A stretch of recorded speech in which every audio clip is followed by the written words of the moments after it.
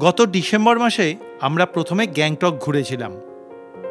আমি আগের পর্বেই গ্যাংটক সহ আশপাশে যেসব জায়গাগুলো ঘুরে বেরিয়েছি সেগুলো আপনাদেরকে দেখিয়েছি। আজ গ্যাংটক থেকে যাব কমলালেবুর দেশ শিটংয়ে, সেখানেই 2 দিন থাকব।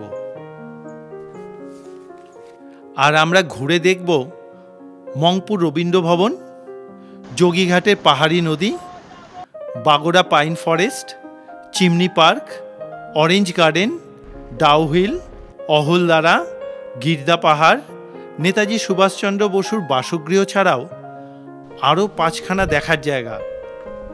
আমরা মোট 14টা জায়গা দেখেছিলাম। আমি চন্দন, আপনারা দেখছেন আমার ছোট্ট ইউটিউব চ্যানেল এক্সপ্লোরার রয়। আমরা গ্যাংটকে ছিলাম এমজি মার্গের কাছে হোটেল জেডআইতে। এই হোটেলের ব্যবস্থাপনা বেশ ভালো লেগেছে। এই হোটেলে আমরা মাথাপিছু 1000 টাকার বিনিময়ে 4 বেলা খাওয়া সহ থেকেছিলাম। আমরা সবাই মিলে হোটেল থেকে ব্রেকফাস্ট করে বেরিয়ে পড়লাম। আমাদের গন্তব্য পশ্চিমবঙ্গের কার্শিয়াং জেলার কমলালেবুর দেশ শিটংয়ে। গ্যাংটক থেকে শিটংয়ের দূরত্ব 112 কিলোমিটার। গাড়িতে সময় লাগার কথা 5 ঘন্টা মতো। যদিও আমাদের মাঝে কয়েকটা সাইট সিন দেখতে দেখতে যাব, তাই সময় একটু বেশিই লাগবে। এই গাড়িতে আমাদের ভাড়া পড়েছিল 4500 টাকা।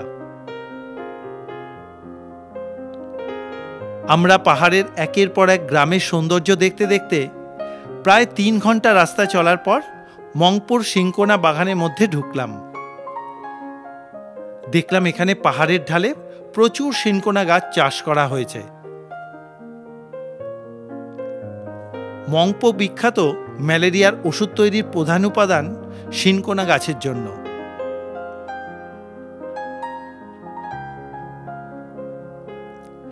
চারদিকে সবুজ গাছেদের মধ্যে দিয়ে এই চলার পথ ধরেই কিছুক্ষণের মধ্যে পৌঁছে গেলাম মংপো রবীন্দ্র ভবনে। ঢুকে পড়লাম রবীন্দ্র ভবন চত্বরে।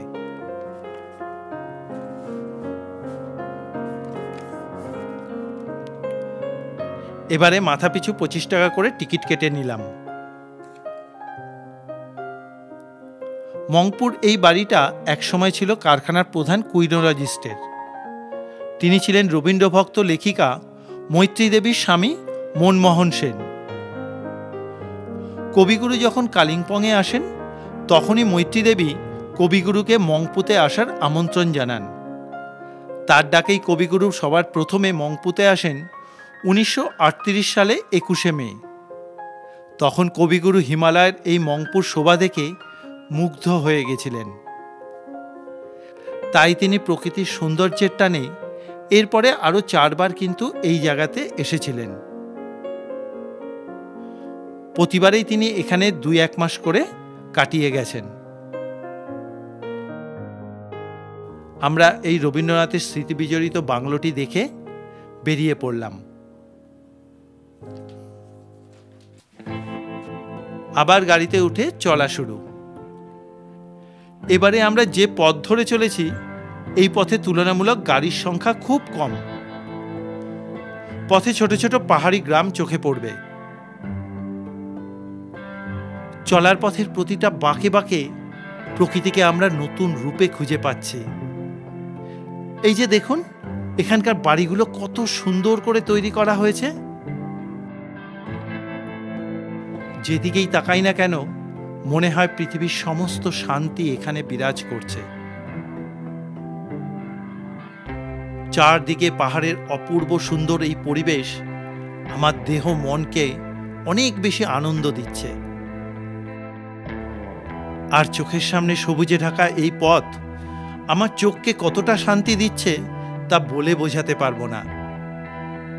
কলকাতায় সারাটা দিন যখন কম্পিউটারের সামনে বসে থাকি, চোখকে কষ্ট দিই, আর পাহাড়ে এসে চোখের সেই কষ্টটাকে নিবারণ করার চেষ্টা করি। দেখতে দেখতে আরও বেশ কিছুক্ষণ চলার পর এখন বাজে বেলা 3:25। এখন এসে পৌঁছলাম যোগীঘাটে। এই যোগীঘাট জায়গাটা আমার এত সুন্দর লেগেছে, আপনাদেরকে আগের ভিডিওতেও দেখেছি। তাই জন্য শিটং যাওয়ার পথের গাড়ির ড্রাইভার সাহেবকে বললাম যে এখানটা দাঁড় করাও, আবার একটু ঘুরে যাই। আর আমার সঙ্গে এখন কি হয়েছে, আমার দুটো ছোট ভাইয়ের সমান বন্ধু কাম ভাই এসছে, তারাও এই জায়গাটা দেখবে। যেরকমভাবে তারা মংপু দেখতে চেয়েছিল সেরকমভাবে যোগীঘাটটাও দেখাবো। চলুন আপনাদেরকেও দেখিয়ে দিই যোগীঘাটের সৌন্দর্য। কিছুটা পায়ে হেঁটে পৌঁছলাম রিয়াং নদীর কাছে। এই হচ্ছে রিয়াং নদী। দেখুন 2 মাস আগে এসেছিলাম, তার সৌন্দর্য একরকম, এখন 2 মাস বাদে এই নদীর জল কত কম। এই যে দেখুন, পাহাড়ের উপর দিক থেকে বয়ে আসা এই জলের ধারাকে স্থানীয় মানুষরা রিয়াং নদী বলে থাকেন। এখন শীতকাল, তাই এই নদীতে জল একদমই নেই বললেই চলে। তবে বর্ষার সময় এই নদীতে অনেকটা জল থাকে। আর রিয়াং নদীকে সব থেকে সুন্দর লাগে সেপ্টেম্বর অক্টোবর মাসে, যখন নদীটা অর্ধেক জলে ভরা থাকে সেই সময়। আমরা এখানে কিছুক্ষণ সময় কাটিয়ে বেশ কিছু ছবি তুলে তারপরে বেরিয়ে পড়লাম। এই জায়গাটা সত্যিই বেশ সুন্দর। এবারে ফিরে এলাম গাড়িতে। গাড়ি ছেড়ে দিতেই যোগীঘাটের ব্রিজ পেরিয়ে চলে এলাম উল্টো দিকের পাহাড়ে। যোগীঘাটের এই দিকটাতেও পাহাড়ের মাঝখানে ছোট্ট একটা ভ্যালি আছে, অপূর্ব সুন্দর লাগে। এরপরে আমরা পাহাড়ের ওপর দিকে উঠতে থাকলাম। বেশ কিছুক্ষণ গাড়ি চলার পর আমরা শিটংয়ে এসে পৌঁছলাম, কিন্তু আমাদের আরও অনেকটা পথ চলা বাকি, কারণ আমরা থাকব আপার শিটংয়ে। পথ চলতে চলতে এবারে বিকাল গড়িয়ে সন্ধে হতে শুরু করলো। ততক্ষণে আমরা মহলদিরাম চা বাগানের মধ্যে দিয়ে কিছুটা এগিয়ে যেতেই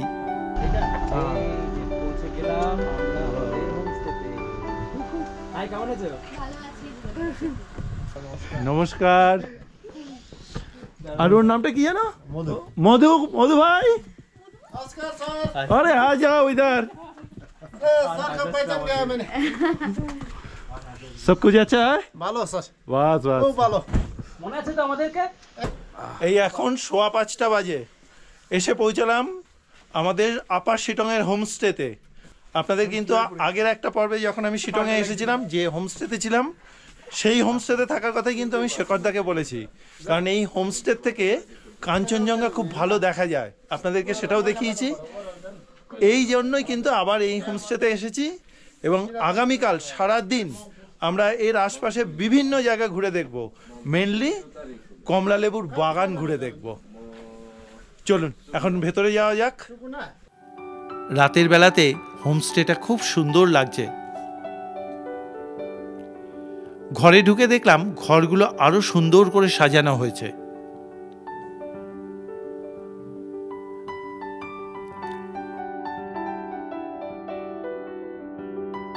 বাথরুমে গিজার সহ সুন্দর ব্যবস্থা। এবারে পেটে টান লেগেছে। হোমস্টের মধুদা গরম গরম চাউমিন চলছে, কিন্তু গরম গরম। মধুদার এই আন্তরিকতার কোনো মূল্য হয় না। দুর্দান্ত। সন্ধ্যে 6:15 বাজে, আর গরম গরম চাউমিন এসে গেছে। আমরা বলেছিলাম যে এই সন্ধ্যে হয়ে গেছে বলে এবারে আর ভাত খাবো না, এবারে চাউমিন খাবো। এগ চাউমিন এসে গেছে। আর মধুদার রান্না তো আমি আগের বারেই বলেছি দুর্দান্ত হয়। দেখি এবার এটা কিরকম হচ্ছে।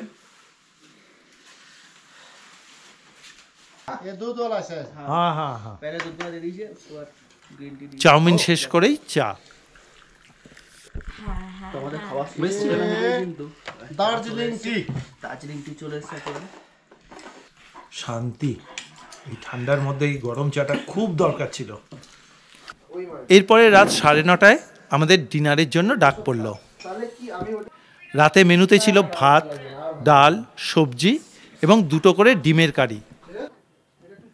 এবারে খাওয়া দাওয়া শেষ করে একটা ঘুম। পরদিন সকাল সকাল ঘুম থেকে উঠেই চলে এলাম ব্যালকনিতে। এই ব্যালকনির থেকে কাঞ্চনজঙ্ঘাকে খুব সুন্দরভাবে দেখা যায়। কিন্তু আজ আকাশ মেঘলা, তাই দেখতে পেলাম না। ঠান্ডায় ঘরে চলে এলাম। গতকাল রাত্রে এখানকার টেম্পারেচার ছিল 1 ডিগ্রি মতো। এবারে হোমস্টের দাদা চা হাতে উপস্থিত। Good morning.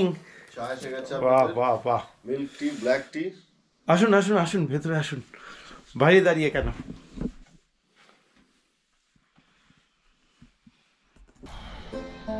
আমি সকাল সকাল চা হাতে পেয়েই হোমস্টের এইরকম একটা ব্যালকনির থেকে দাঁড়িয়ে দূরে কাঞ্চনজঙ্ঘা দেখা যায়। সকালেই হাতে চা নিয়ে কাঞ্চনজঙ্ঘা দেখতে খুব সুন্দর লেগেছিল আগের বারে, কিন্তু এবারে কপাল খারাপ, মেঘলা হয়ে রয়েছে। ঠিক আছে, কালকেও তো সময় আছে, আজকে তো সারাদিন আছি এখানে। এবারে রান্নাঘরে এসে দাদা বৌদির সঙ্গে একটু আড্ডা চলল। अरे एक साउथ का हीरो आया था अजीत कुमार बोल के, पूरा आपका जैसा फेस है और वो তখন এত দাড়ি, বাবা এত পুরো পাঞ্জাব এই করেছে, এত বড় বড় দাড়ি। আমরা সবাই ব্রেকফাস্ট করে নিলাম। ততক্ষণে বাইরে গাড়ি চলে এসেছে। এখন বাজে সকাল 11:15। এই আমরা এখন সাইট সিনের জন্য বেরোচ্ছি। আজকে অনেকগুলো পয়েন্ট আছে এই শিটং থেকে সাইট সিন করার। চলুন, এমনিতেই কিন্তু আজকে প্রায় 1 ঘন্টা দেরি হয়ে গেছে। এবারে গাড়িতে উঠে পড়লাম। भैया जी गुड मॉर्निंग फ्रॉम दार्जिलिंग शिटोंग। তোমার নাম क्या है? अनमोल प्रधान। ठीक है। गाड़ी छाड़ते ही अनमोल भाई, पहले कौन जगह, कौन सा स्पॉट पहले है? जाएंगे बागोड़ा पाइन फॉरेस्ट में।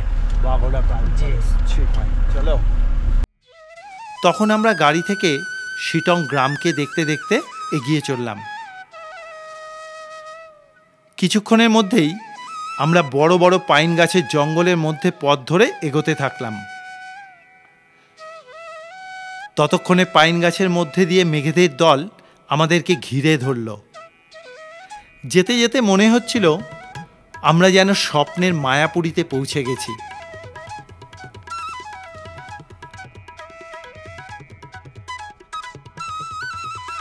এই দিকের রাস্তা মোটামুটি ভালোই, গাড়িতে চলতে কোনো অসুবিধা হয় না। আমরা পাহাড়ি কয়েকটা গ্রাম পেরিয়ে মিনিট কুড়ি গাড়িতে আসার পরেই পৌঁছে গেছি বাগোড়া পাইন ফরেস্টে। চলুন, পাহাড়ের ঢাল ধরে নেমে চললাম জঙ্গলের আরও ভেতর দিকে। নাবার সময় খুব সাবধানে নামতে হচ্ছিল, কারণ নাবার জন্য নির্দিষ্ট কোনো রাস্তা নেই। আমরা বেশ কিছুটা নামার পর উঁচু উঁচু পাইন গাছের মধ্যে খুব সুন্দর একটা জায়গায় এসে পৌঁছলাম।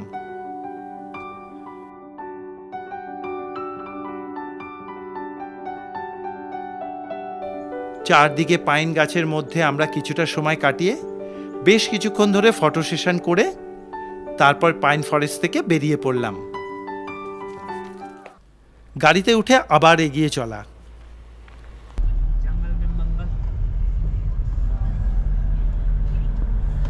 পাইন ফরেস্টে ঢুকলে যে কোথা দিয়ে সময় কেটে যায় কেউ বলতে পারে না। বেশ কিছু ছবি টবি তুললাম, আমি গাড়িতে বসেছি। এরপরে যাবো হচ্ছে চিমনি পার্ক।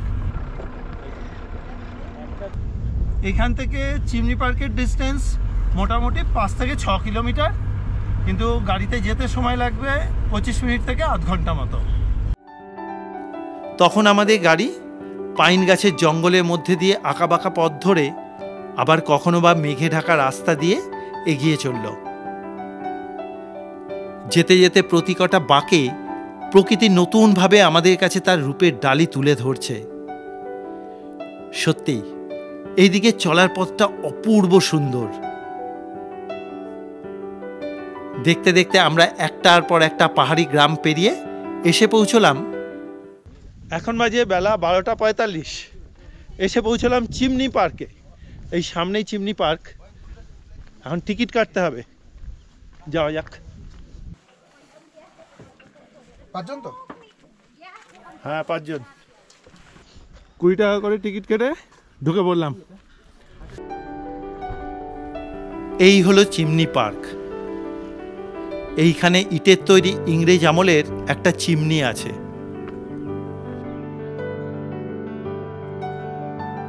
বর্তমানে সরকারি উদ্যোগে এটিকে যত্ন করে রাখার ব্যবস্থা করা হয়েছে। ব্রিটিশকালে এই জায়গাতে ব্রিটিশ সেনাদের বিশ্রামের জায়গা ছিল। বর্তমানে এই জায়গাকে সাজিয়ে একটা পার্ক তৈরি করা হয়েছে। আমরা সবাই এখানে কিছুক্ষণ সময় কাটিয়ে চিমনি পার্কের মধ্যে দিয়েই একটা রাস্তা আছে ওপরে ভিউ পয়েন্টে যাওয়ার জন্য। চলুন যাওয়া যাক। পাইন গাছেদের মধ্যে দিয়ে সরু বাঁধানো পথ উঠে গেছে পাহাড়ের উপর দিকে।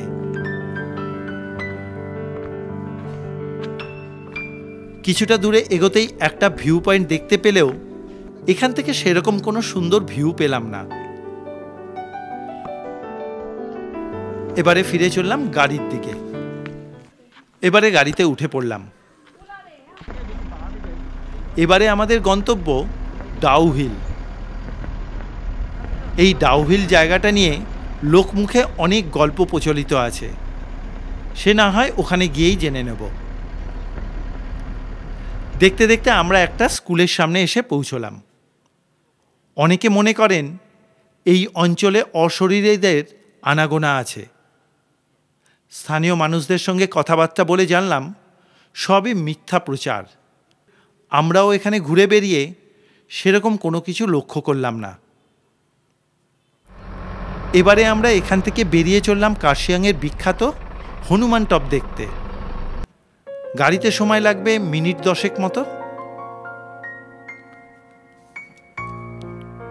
যাওয়ার পথে বড় একটা চা বাগান পড়ল।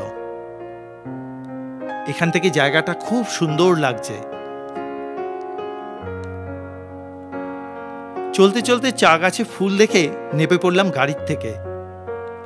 জীবনে প্রচুর চা বাগান দেখেছি, কিন্তু এই প্রথম আমি চা গাছে ফুল দেখতে পেলাম। এবারে আরো কিছুটা এগিয়ে এই এসে পৌঁছে গেলাম কার্শিয়াংয়ের হনুমান টপে।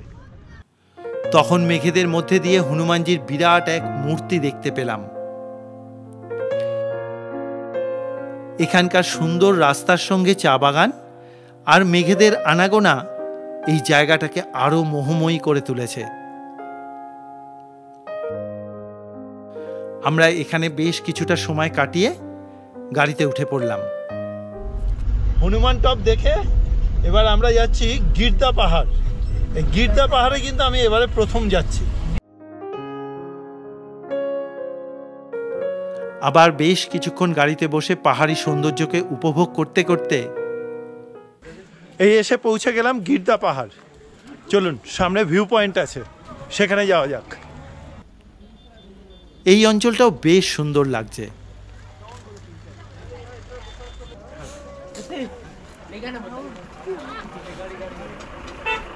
এই হচ্ছে রাস্তার পাশে ভিউ পয়েন্ট। এই সিঁড়ি দিয়ে ওপর দিকে যেতে হবে।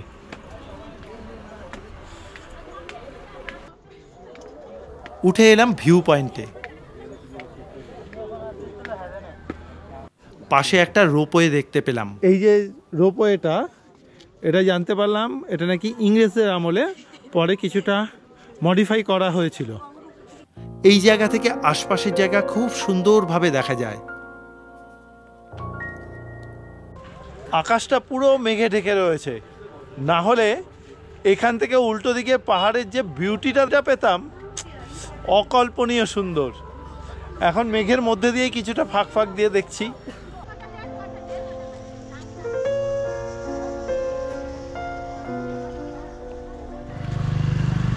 এরপরে সামনে আছে নেতাজি ভবন। চলুন যাওয়া যাক। নেতাজি সুভাষচন্দ্রের স্মৃতি বিজড়িত এই জায়গাটি। দেখতে দেখতে কিছু সিঁড়িপথে পৌঁছে গেলাম সেই ঐতিহাসিক স্থানে। জানা যায় নেতাজি সুভাষচন্দ্র বসুর বড় ভাই স্বাধীনতা সংগ্রামী শরৎচন্দ্র বসু 1922 সালে তৎকালীন আসামের deputy superintendent of police Peter লেসলির কাছ থেকে এই বাড়িটি কিনেছিলেন। 1936 সালে ব্রিটিশ সরকার নেতাজি সুভাষচন্দ্র বসুকে তাকে এই বাড়িতে নজরবন্দি করে রাখেন।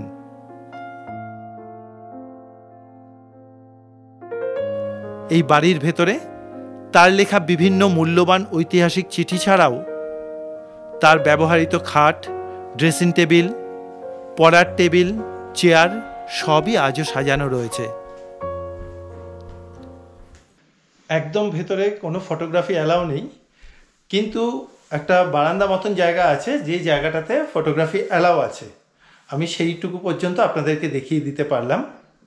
এই বাড়িটি 1996 সাল পর্যন্ত বোস পরিবারের অধীনে ছিল।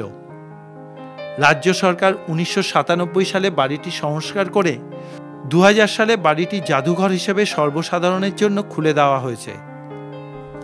এই জাদুঘরটি খোলা থাকে সকাল 9:30 থেকে বিকেল 4:30 পর্যন্ত। আমরা এখানে আরও কিছুটা সময় কাটিয়ে চলে এলাম। এবারে খিদে পেতেই রাস্তার পাশে ঢুকে পড়লাম মোমো খেতে।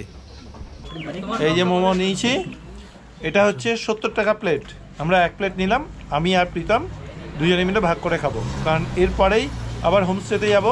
ওখানে দেখিয়েছি আমাদের জন্য কিন্তু স্পেশাল মাছের ঝোল তৈরি হচ্ছে। আবার গাড়িতে উঠে আমরা চললাম আমাদের শিটংয়ের হোমস্টেতে। আগামীকাল আমরা যাব কমলা লেবুর বাগানে, কারণ লেবু কিনে নিয়ে বাড়ির পথ ধরব, সেরকমই ইচ্ছা আছে। হোমস্টেতে ঢুকতে ঢুকতেই সন্ধে হয়ে গেল। হাত মুখ ধুয়ে সন্ধে 6টার সময় লাঞ্চ করতে বসলাম। মেনুতে ছিল রাই শাক, ডাল, কুমড়ো ভাজা আর রুই মাছের কালিয়া। খেয়ে দিয়ে তারপর বিশ্রাম। প্রায় 1.5 ঘন্টা মতন বিশ্রাম নিয়ে সন্ধেবেলা ভুল হবে, এখন কটা বাজে? 8টার সময় চলে এসেছি বনফায়ার করতে। প্রচন্ড ঠান্ডা, ওই জন্যই তো করলাম 8টার সময়, পারছি না, খুব দরকার ছিল। কি প্রীতম, কি বুঝছো? আরে তুমি পেছনে পেছনে কেন? না হাওয়া এই বলে তো, এই গরম হাওয়াটা ভালো লাগে। অনেকজন থাকলে মানে এই বারবিকিউটা করে বা বনফায়ার করে অনেক মজা হয়, কারণ এখানে আমরা কিছুক্ষণ আগুনের তাপ নিতে নিতেই হোমস্টের মধুভাই ততক্ষণে চা নিয়ে চলে এসেছে। এরপরে শুরু হলো বারবিকিউ। ওহো, আমাদের বারবিকিউ রেডি হচ্ছে। মধুভাই যেন সব কাজেই ওস্তাদ। মধুভাই এটা কি লাগাচ্ছো? এ দেশে কি স্যার?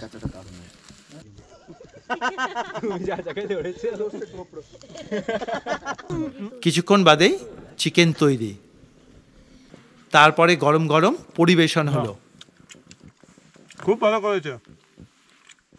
রাত্রি 10:24, রাত্রি 8:30টার সময় চিকেন বারবিকিউ খেলাম।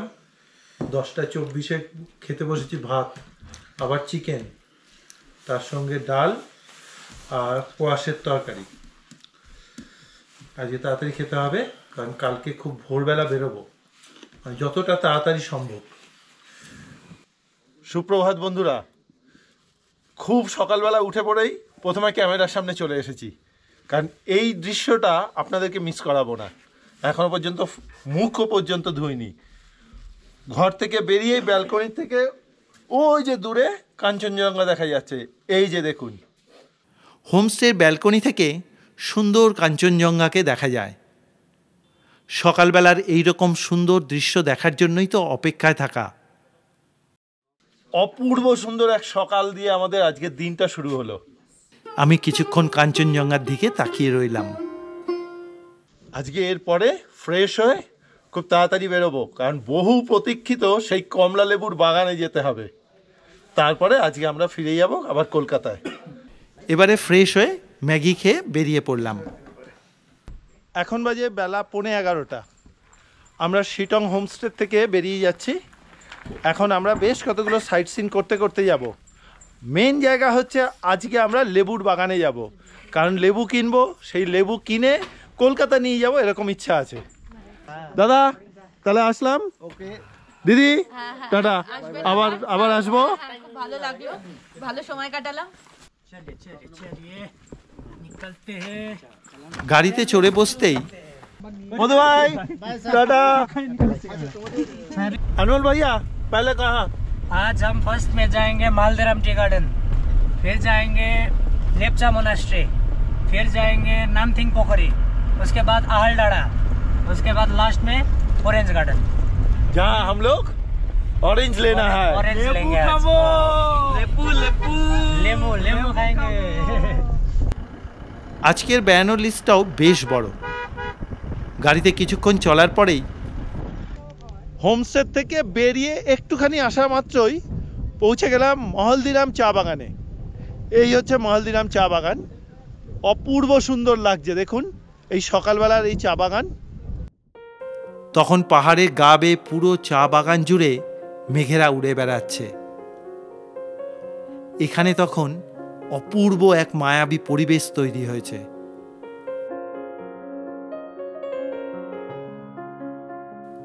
এখানে কিছুক্ষণ কাটিয়ে গাড়িতে উঠে বসলাম। এবারে যাব লেপচা মনাস্ট্রি। মিনিট 15 গাড়িতে আসার পরেই পৌঁছে গেলাম লেপচা মনাস্ট্রিতে। এই মেন রাস্তার থেকে কিছুটা নিচের দিকে নামতে হবে, চলুন যাওয়া যাক। মেন রাস্তা থেকে নিচে মাটির রাস্তা ধরে এগোতে থাকলাম।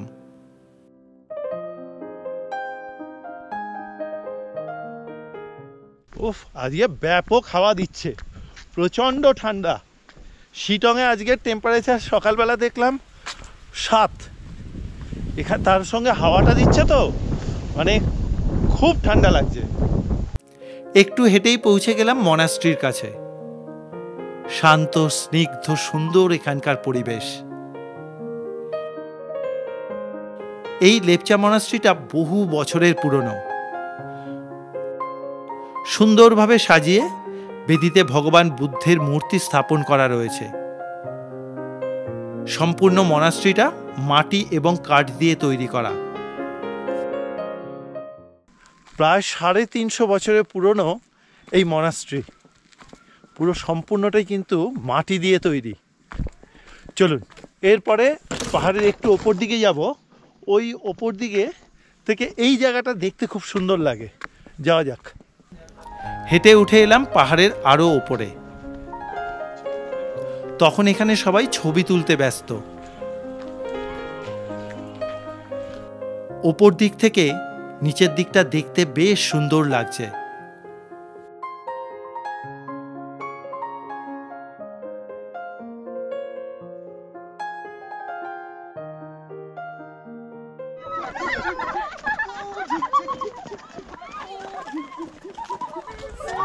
এবারে ফিরে এলাম গাড়িতে।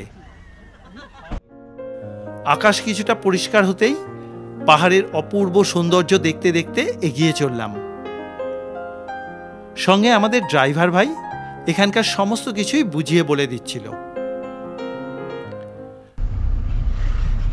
ये जो पेड़ दिख रहा है, ये कोई ना है, सिनकोना। इससे मलेरिया का दवा, पैरासिटामोल वगैरह बनता है, इससे बुखार का दवा, ये सब चीज बनता है। আবারও মিনিট 15 গাড়ি চলার পর এসে পৌঁছে গেলাম নামথিং পোকরি বলে একটা জায়গাতে। এখানে সামনে একটা ছোট্ট পোকরি আছে, অর্থাৎ বলা যায় আমাদের বাঙালিদের, আমাদের বাংলা ভাষায় পুকুর।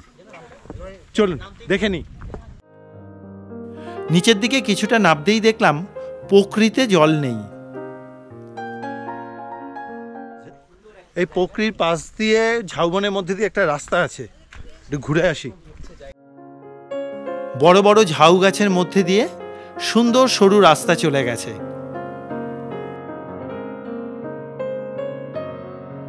পেছন দিকে ঘুরে একবার তাকিয়ে দেখি এই জায়গাটা অপূর্ব সুন্দর লাগছে।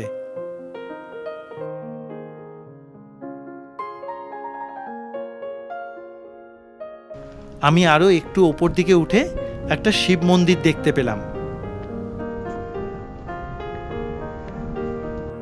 এখানে এসে দুজনকে দেখে খুব ভালো লাগলো। কোথা থেকে এসেছেন আপনারা? আমরা এসেছি সিথি, কিন্তু বাড়ি আমাদের কন্যগড়। আচ্ছা, আপনারা কোথাকার? আমি সোদপুরের ছেলে।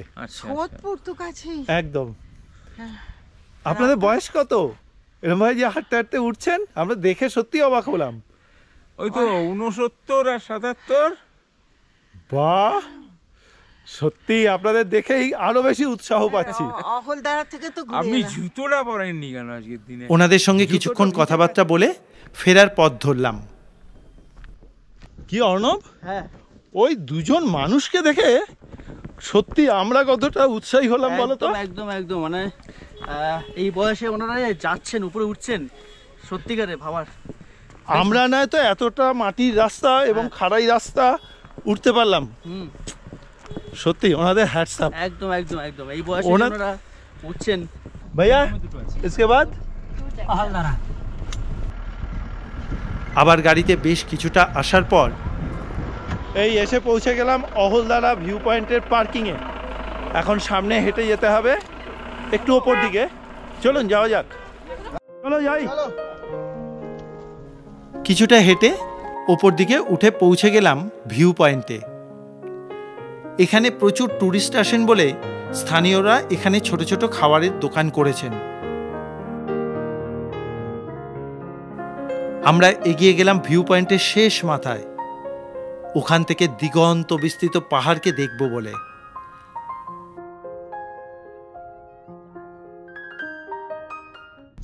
এই হচ্ছে অহলদারা ভিউ পয়েন্ট। এখন কিছুটা মেঘ করে রয়েছে বলে আমরা দূরেরটা খুব বেশি পরিষ্কার দেখতে পাচ্ছি না। এইটা যদি বর্ষার পরে পরেই আসা যায় এই জায়গাটা, আমি একবার এসেছিলাম, এখান থেকে অপূর্ব সুন্দর লাগে জায়গাটা। এখন মেঘেদের মধ্যে দিয়ে যতটুকু দেখা যাচ্ছে ততটাই মন ভরে দেখে নিলাম। মন শান্তিতে ভরে উঠল। আজকের এই শিটং ভ্রমণের ভিডিও আপনাদের কীরকম লাগছে অবশ্যই কিন্তু একটা মতামত জানাবেন কমেন্ট বক্সে। আপনাদের কাছে কিন্তু একটা রিকোয়েস্ট রইল, এবারে আবার ফিরে চলা। এই আমরা এখন ঢুকলাম একটু মোমো খাবো বলে, একটু পেটে খিদে লেগেছে। এই মোমো প্লেট 9 পিস করে থাকে, দাম হচ্ছে 80 টাকা। চিকেন মোমো অবশ্যই। মোমো খেয়ে বেরিয়ে পড়লাম অরেঞ্জ গার্ডেন দেখব বলে। পাহাড়ের সুন্দর সুন্দর বাড়িঘরদোর দেখতে দেখতে এগোতে থাকলাম লোয়ার শিটংয়ের দিকে।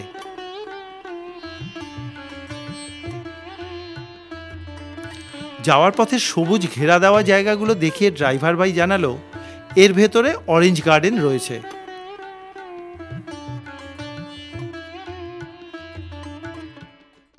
এই এতক্ষণে অপেক্ষার অবসান, এসে পৌঁছে গেছি দার্জিলিংয়ের অরেঞ্জ গার্ডেন। চলুন দেখা যাক। গাড়ি থেকে নামা মাত্রই ওই যে পেছন দিকে কমলালেবুর গাছটা দেখতে পেলাম। একটু এগোতেই চোখে পড়ল আধপাকা কমলা লেবু গাছ।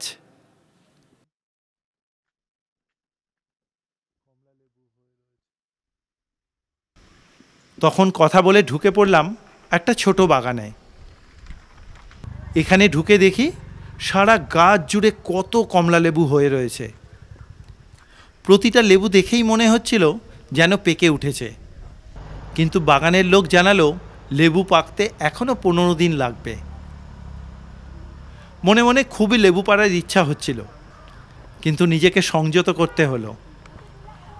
এই বাগানে কিন্তু লেবু পাড়ার কোনো নিয়ম নেই। হাত দিয়ে লেবু ধরা যায়, কিন্তু এখানে হাত লাগানোর নিয়ম নেই, তাই জন্য আমি হাত লাগাচ্ছি না।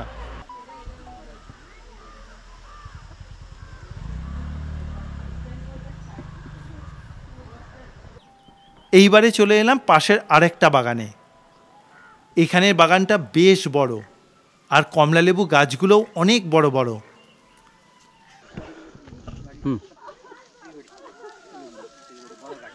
এই অনেক দিনের অপেক্ষার অবসান, এই হচ্ছে দার্জিলিংয়ের কমলালেবু। ও সত্যি অনেক দিন ধরে অপেক্ষা করছিলাম, আর আপনাদেরকে কথা দিয়েছিলাম কমলালেবু যখন পাকবে তখন আসবো। আজকে কিন্তু চলে এসেছি। कौन सा टाइम में पूरा पक जाएगा लेबू? जनवरी में, जनवरी लास्ट में। जनवरी लास्ट में? आगे नहीं मिलेगा? अभी नहीं मिलेगा, ये तो फरवरी में तोड़ेगा। फरवरी में तोड़ेगा? फरवरी 15 दिन बाद में।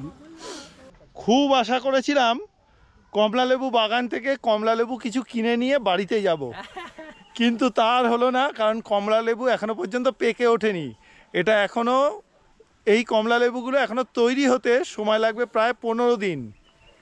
তাই জন্য খালি হাতেই ফিরতে হবে, কি আর করা যাবে।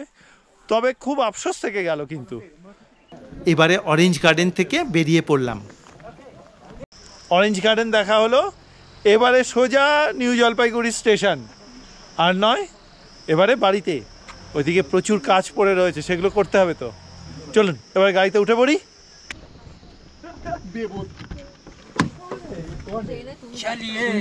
চলিয়ে কাহা এবারে পড়ন্ত রোদে শিটংকে বিদায় জানিয়ে বেরিয়ে পড়লাম। আজকের ভিডিও আপনাদের কীরকম লাগলো অবশ্যই কিন্তু একটা মতামত জানাবেন কমেন্ট বক্সে। আজকের মতন এখানেই শেষ করছি। দেখা হবে আবার নতুন এক জায়গায়, নতুন এক পর্বে। ততক্ষণের জন্য বিদায়। সবাই ভালো থাকবেন, সুস্থ থাকবেন। শুভ সন্ধ্যা।